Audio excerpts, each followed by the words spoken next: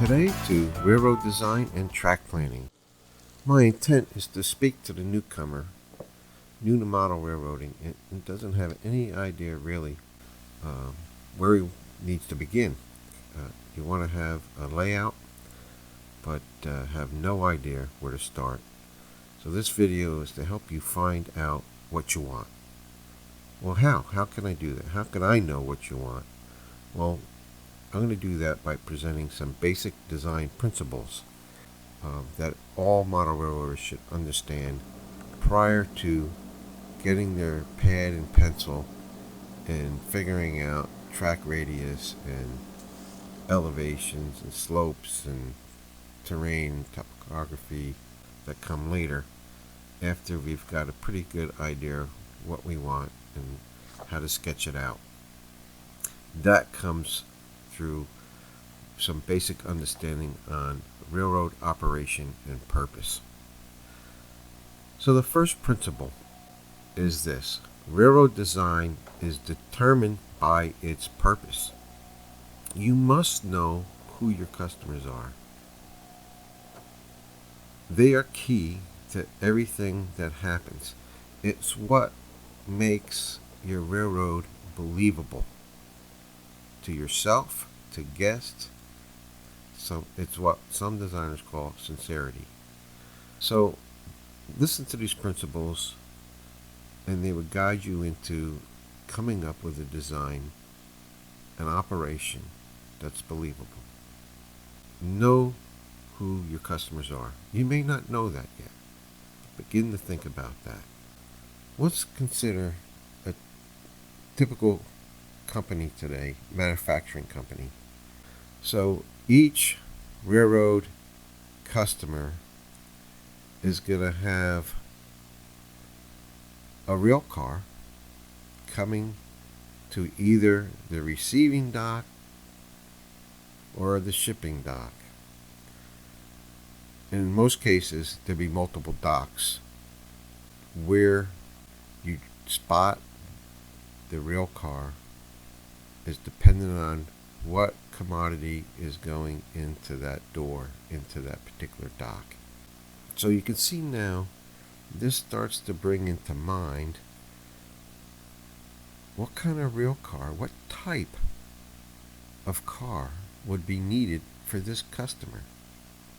Is it going to be a box car, a refrigerated car, a flat car, a gondola? The customer determines the type of car. But for typical freight, you're going to have different cars for different customers as you go to each industry. And the industry itself may have multiple spots where you drop off one type of car or one type of commodity. So loaded cars, here's the other thing to think about. The receiving dock is going to receive loaded cars. The shipping dock is going to need empty cars. So two types of cars could be going to the customer. Begin to think about who your customers are. Make that decision and what their needs will be. Loaded, empty, what type of car. The next principle we want to talk about is railroad design is determined by its region, era, and scope. Now, most people may believe that this should be the first item to think about in your design, but to be honest, if you thought about the customer, you probably started to think about what region it would be in, what geographical location it will be. And the other item would be then what era. You want steam era, diesel era, or mixed between the 1950s. A lot of people choose that era, the 1950s, because they can have both steam and diesel. Modern era, 80s and 90s, and all through today. So as you can see, in modern era, you're going to have 50-foot cars. 1950s, you're going to have 40-foot cars. And then scope. This determines your layout size. Or we may put it this way: your layout size determines your scope. So, for example, if you have a basement, then you can model more. But before we get into that, we have to have some understanding about what scope is. So, what are we talking about when we're talking about scope? How much of a chunk are you going to model? One city, one industry, or multiple cities? How much are you going to model? Single scene would be a single industry and some lead track, and would provide you with a switching type of layout where you can switch cars back and forth within an industry. Or a single scene could be, a couple city blocks, and you're switching between, a couple different warehouses or companies within the city block. The other is linear, where you have multiple scenes connected with the main line. And so we want to talk about some basic railroad elements. The main line connects town to town to town. Off that main line, you may branch into some smaller towns. That would be a branch line or a short line, 10 or 20 miles or so. You're going to need sidings. Now, these sidings allow for passing.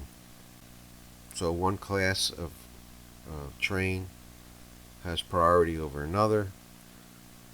The freight would have to get off on a siding, hold up, wait for the faster train to go by it. Whether it's passing it in the same direction or coming towards it. If it's two freights, one of them would be dispatched to the siding, would have to sit and wait temporarily. So sidings aren't for storage. Typically, they're for trains to get off and let one pass the other. And that's how you can have single line and have multiple trains running. Spurs come off your branch line or your main line into your industry, into your customer. Those are going to receive cars and store cars for a certain amount of time. Runarounds. Typically your sidings will be runarounds where you can enter the siding on one side and then continue on, and then have another switch that gets you back out onto the main or to the branch. So when you start to think about this and these things are entering into our mind, we're not able to model 60 to 100 miles of main line with all its industries. We need to begin to choose, if we're going to have a linear design rather than a single scene, how we're going to compress all those miles. We're going to compress single scenes into multiple scenes that are connected to form our linear design. And so in modeling, that compression then becomes part of what's believable, what's sincere, what can actually be done. And it really begins by attacking it from the single scene level. And it's the connection. Is going to be believable or not believable? Sincere or not sincere? What are the key items that you want to model? The scenes that would be of interest. And in a lot of cases, less is more. Some things, you're not going to be able to model everything.